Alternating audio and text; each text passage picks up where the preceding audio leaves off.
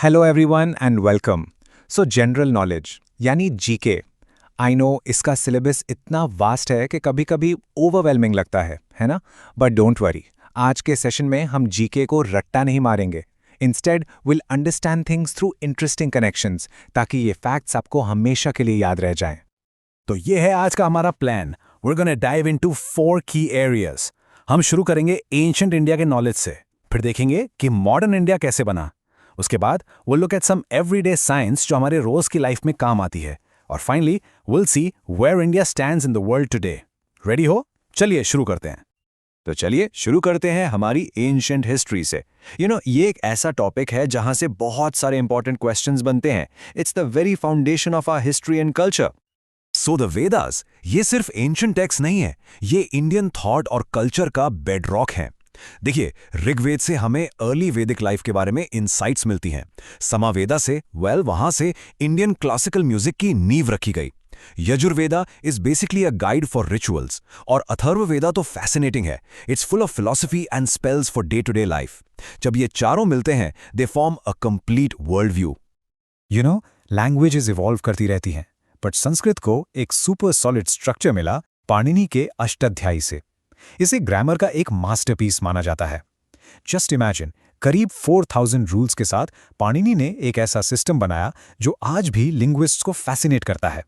सो ये नाम एग्जाम्स के लिए बहुत इंपॉर्टेंट है। सो जातका टेल्स सिर्फ कहानियां नहीं है, ये एक्चुअली बुद्धा के उनके पिछले जन्मों के जर्नी है। इन कहानियों में बुद्धा कभी एक राजा के रूप में आते हैं तो कभी एक जानवर के, बट हर कहानी से हमें काइंडनेस, पेशेंस और विजडम जैसे वर्च्यूज सीखने को मिलते हैं। They are a true treasure of moral lessons. Isn't it amazing कि किसी देश का नाम उसकी हिस्ट्री कैसे बताता है? The journey of the name India is fascinating।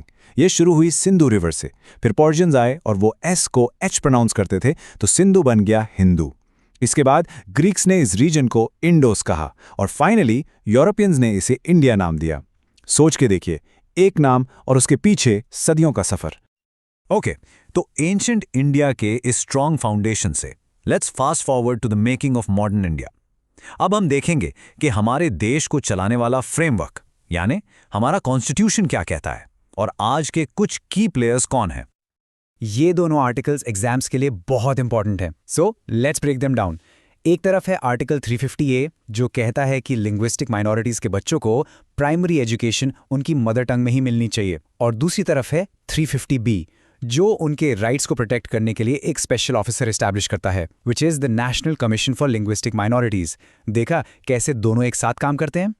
Current affairs में अपॉइंटमेंट से जुड़े क्वेश्चंस तो आते ही हैं, और एक क्रूशल पोस्ट है आरबीआई गवर्नर की, तो ये नाम जरूर याद रखिएगा।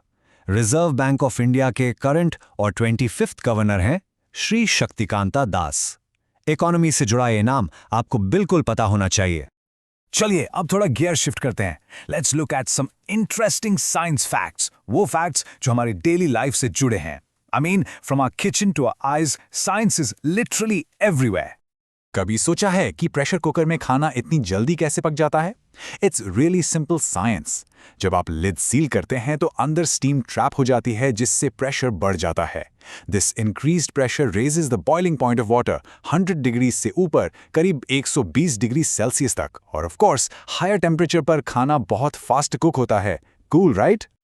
ये नंबर 4 डिग्री सेल्सियस या उससे कम फूड सेफ्टी के लिए एब्सोल्युटली क्रिटिकल है, क्योंकि इस टेम्परेचर के नीचे बैक्टीरिया मल्टीप्लाई नहीं कर पाते। इट्स लाइक वो बस सो जाते हैं। इसीलिए हमारा खाना फ्रेश और सेफ रहता है।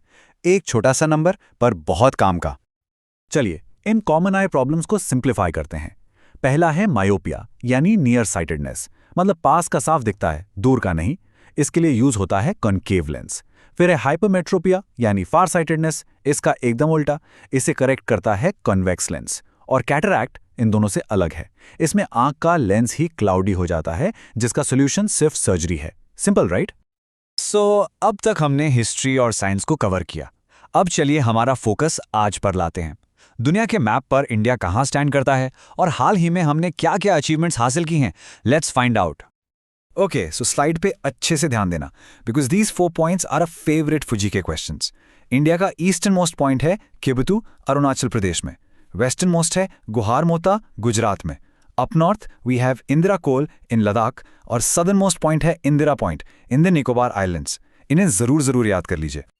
Now this comparison is really eye-opening. जरा देखिए, इंडिया के पास दुनिया का सिर्फ 2.4% लैंड एरिया है, सिर्फ 2.4%।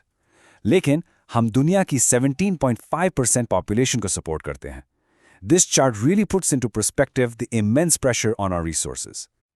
और ये इंडियन सिनेमा के लिए एक ट्रूली हिस्टोरिक मोमेंट है। पायल कपाड़िया की film all we imagine as light ने प्रेस्टिजियस 2024 कैन्स फिल्म फेस्टिवल में ग्रैंड प्री जीता है। ये एक बहुत बड़ा सम्मान है और इसने इंडियन सिनेमा को ग्लोबल स्टेज पर एक नई पहचान दी है। A truly proud moment. तो हमने क्या देखा आज कि जनरल नॉलेज सिर्फ किताबों में नहीं है ना? वो हमारे इतिहास में है, हमारी रसोई में है, हमारे अचीवमेंट्स में है। It's everywhere. इस पूरे सफर में वेदास से लेकर प्रेशर कुकर तक ऐसी कौन सी बात थी जिसने आपको सबसे ज्यादा सरप्राइज किया? यही तो जीके का मजा है, हर कोने में एक नई डिस्कवरी छुपी है। अगर आपको ये सेशन पसंद आया हो तो प्लीज़ लाइक करिए, कमेंट करके अपना फीडबैक दीजिए और अपने दोस्तों के साथ शेयर ज़रूर करिए। चैनल को सब्सक्राइब करना ना भूलें ताकि आप आगे भी ऐसे सेशंस मिस ना करें। और ज़्यादा प्रैक्टिस क्वेश्चंस के लिए हमें टेलीग्राम पर ज्वाइन करें। Keep learning and all the best for your exams.